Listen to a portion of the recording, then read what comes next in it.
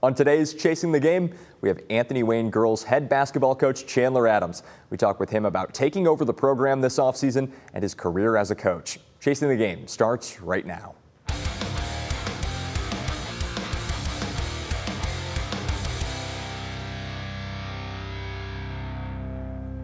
Welcome into Chasing the Game. Chandler Adams is here. Chandler, thank you so much for being here and doing this, man. Just appreciate having you in studio. How are things right now? How are things in the locker room? How's the program? Things are, well, first of all, thank you for inviting me onto this. I told you when I was walking in, I've watched a few episodes. I like listening to local coaches talk. So it's an honor to get to be here. Things are really good. The summer went really well. We didn't do a whole lot. I'm wearing a volleyball shirt right now. We have like 5 girls that are basketball only. Yeah. So many multi-sport athletes, and volleyball's coming up, soccer's starting.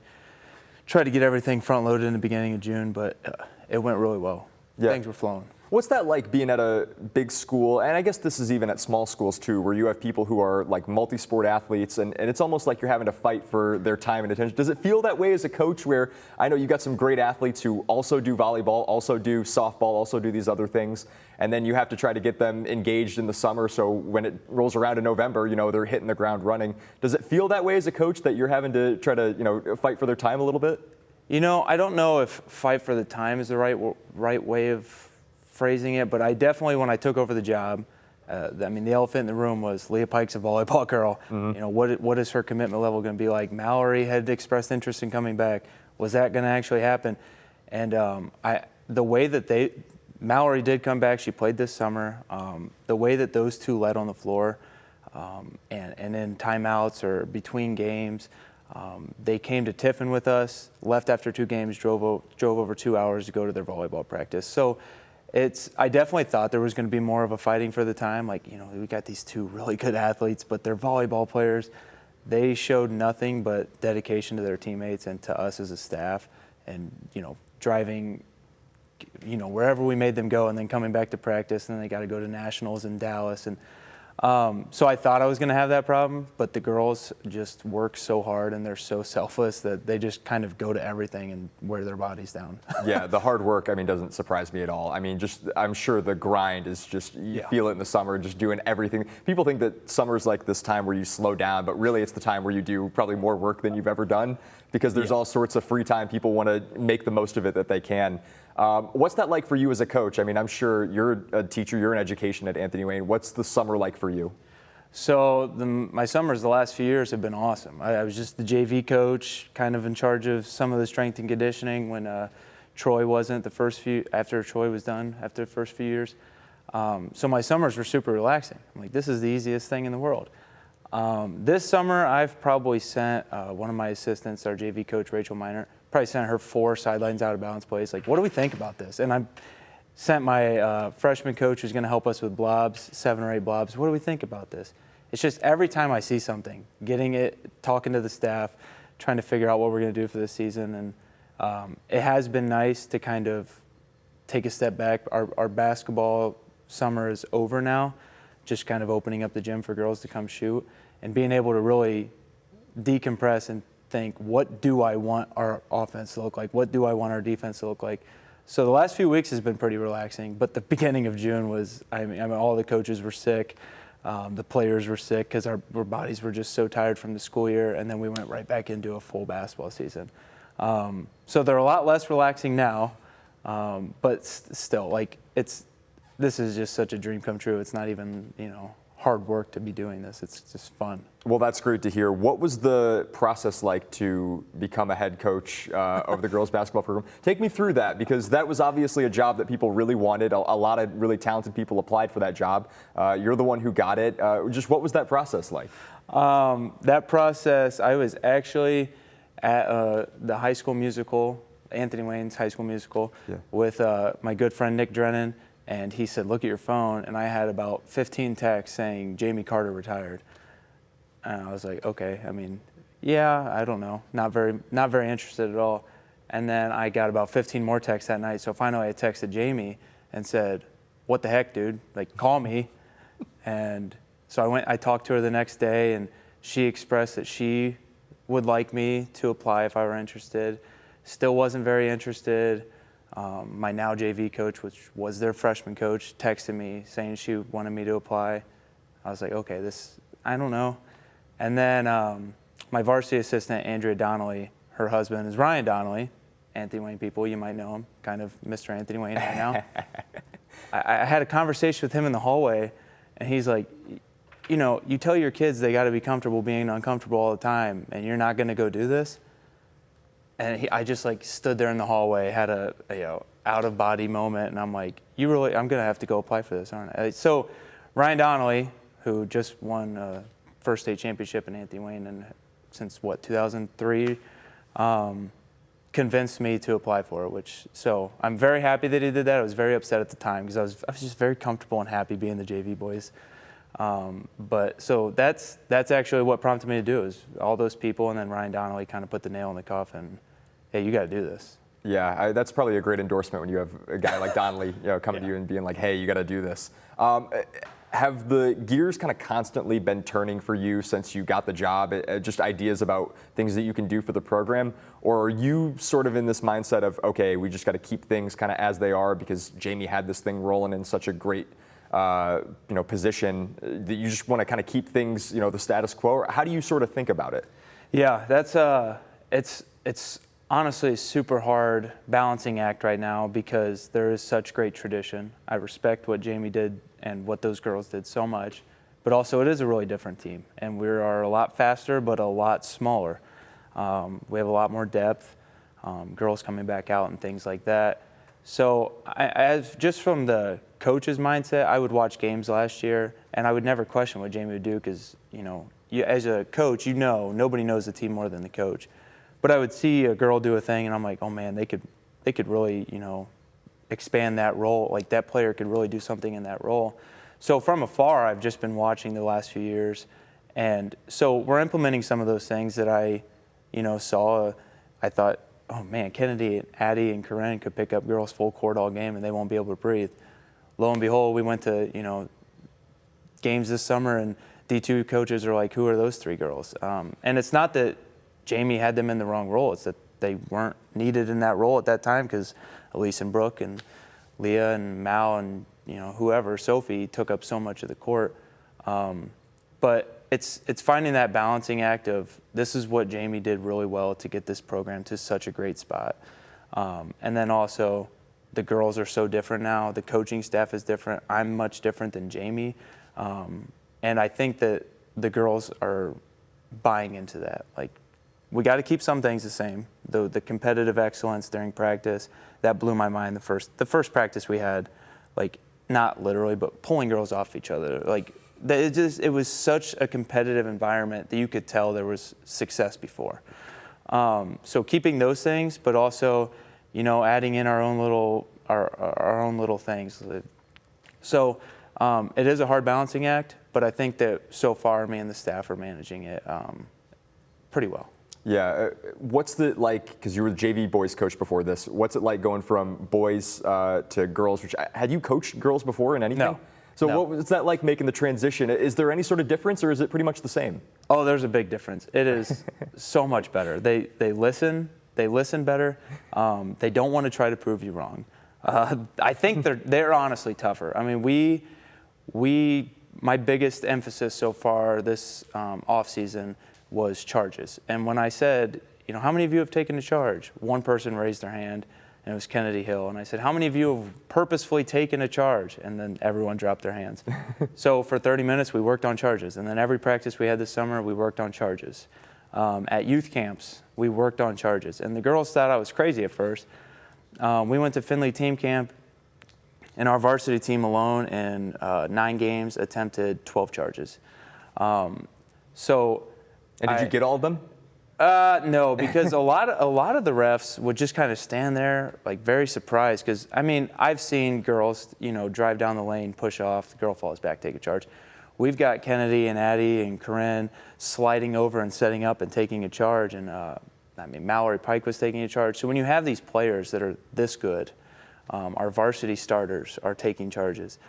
The younger kids watch, and I went to our Wasion 7th grade team. Our 7th graders played at Wasion for a shootout, And I watched a 7th grader set up and take a charge because she had saw the varsity girls do it. They had, and it's just, so that part has been, it's just been really cool to see the girls, like, you tell them to do something, you ask them to do something, and if they're bought into you, they will do it. They will take the charge. And so it has been nice. It's very different. I'll miss the dunks. I told them that, like, hey, we can't get and-one dunks anymore, so we're going to take charges. I was going to ask about that because your team obviously played above the rim. I mean, seriously, as a JV team, and not everyone has that luxury of having a bunch of guys with the length, the size, and the athleticism that they can play above the rim the way that your teams did. And you lose that quality, but it doesn't mean the basketball is any less fundamental. But obviously, you guys are still doing things like taking charges. It's a very like Big Ten, Wisconsin basketball sort of thing, is teaching people to take charges. What's that like, with all the talent that you guys continue to have, or adding, like you said, Mallory Pike is coming back, and I don't think that's been publicized anywhere yet, is that Mal's coming back, or potentially, either way, you have all this length. What's that like trying to balance all the twins? I know you're losing the Bender twins, but you still have the Pikes, the Hills, the Brennemans, and I think there's a set of twins who are freshmen this fall. The Grubers. What's that like trying to balance all that with the minutes and everything? How do you do that as a coach? It's interesting because all of the twins play extremely different, and the first day of practice, I thought I'm never going to be able to tell them apart. But especially Leah and Mal, I had never been able to tell them apart before. But it is so interesting to watch how differently they play.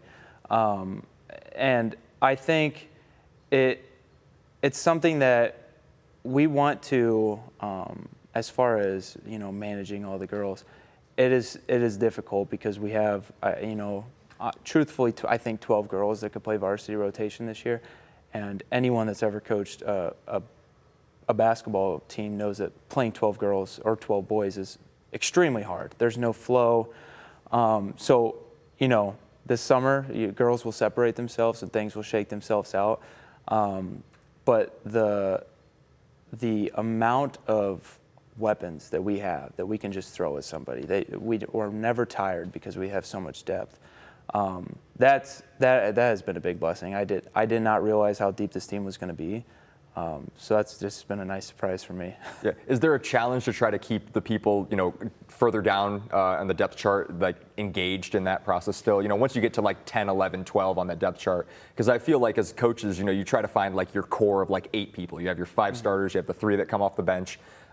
Is that going to be a challenge to try to keep people engaged, farther down the depth chart? No, it definitely is a big challenge. And Josh Arthur, Anthony Wayne boys. Yeah. He hadn't yelled at me. He is the reason I'm able to have this job, because he let me run my JV team as if it were a varsity team. He wanted me to do things within some sort of confines, so it was, they could come up and play varsity for him. But he let me run the show, talk to parents, set things up, and I told him I'm keeping 16 guys. He's like, we have 14 jerseys. We don't, like, you can keep 15, but we don't have 15 jerseys. So the past 2 years, I've kept 16 guys, and I've had maybe one parent meeting, and it ended pretty cordially, but it was, my kid's not playing.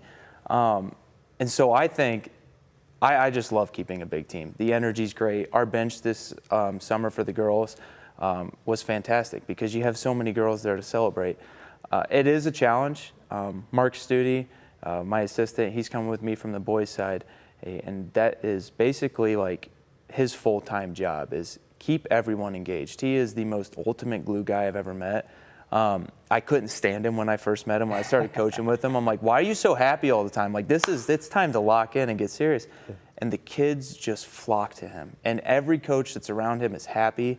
And I think a big part of a team succeeding is the staff culture, the way that the staff talks about each other.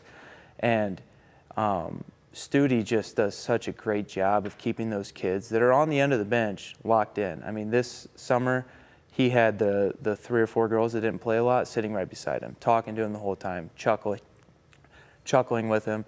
So it is a challenge to keep those kids happy, but I think when you don't emphasize, this player scored this many points this game, this person has this going for them, like we truly find a thing that every girl does well this summer.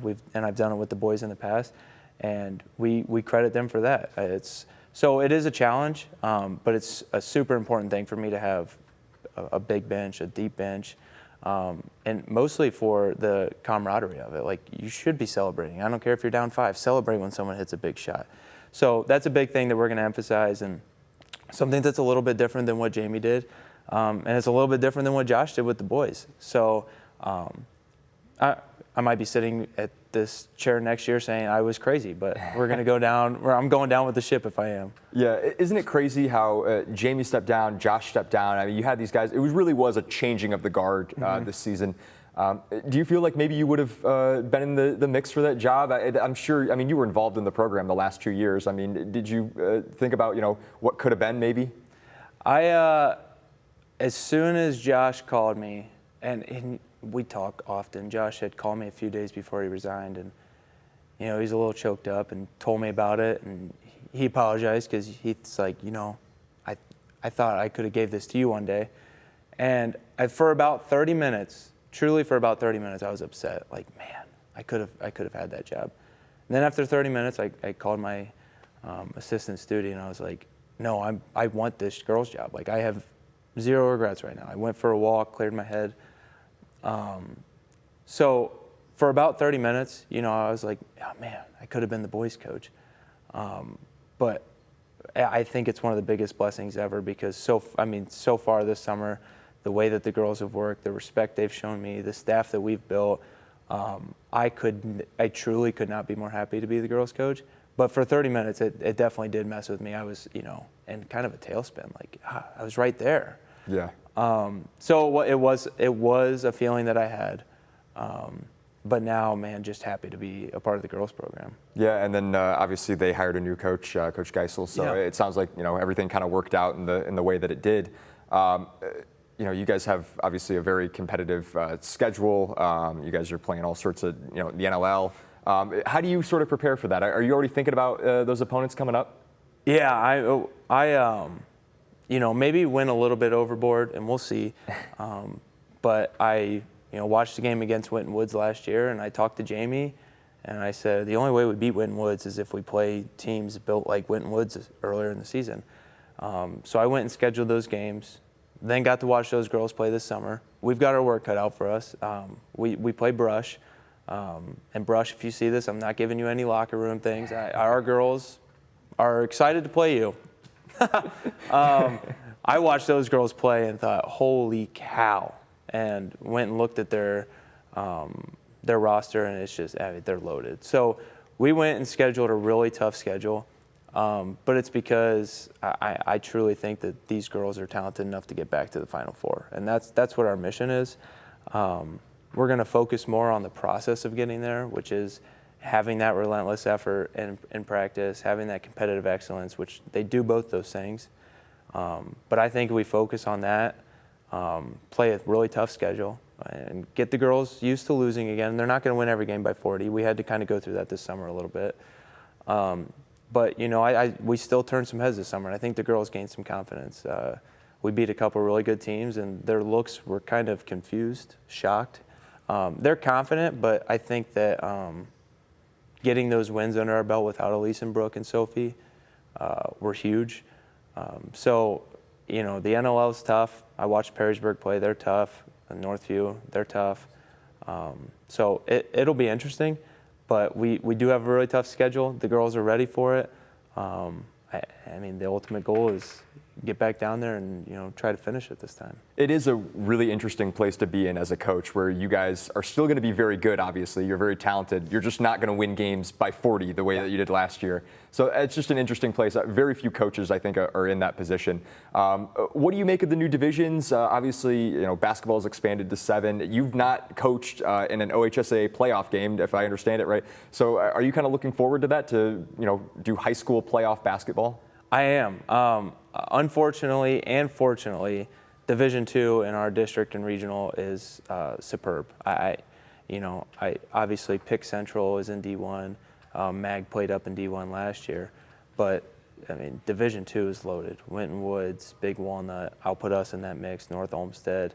There's just teams for days, And I am excited because the only way that I'm going to get better as a coach is going up against these coaches who have done it for, 5, 10, 15 years.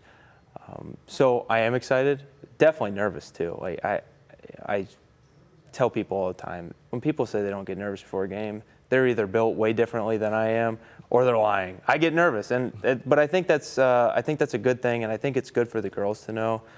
We had a big game this summer, and they're looking at me, and I'm like, I don't know how you guys feel, but I'm nervous right now. Like, let's get this show on the roll.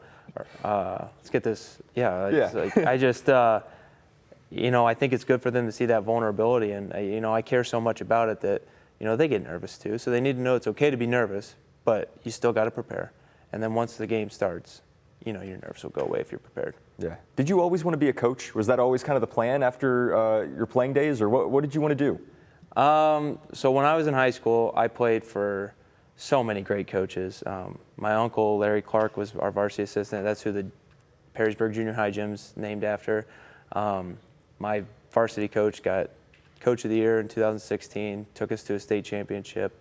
And he told me the whole year, like, when are you going to come back and coach for me? Like, I'm not going to coach, dude. I'm not going to coach. And he told me my whole high school career, like, you're going to coach one day. I had no intentions of doing it.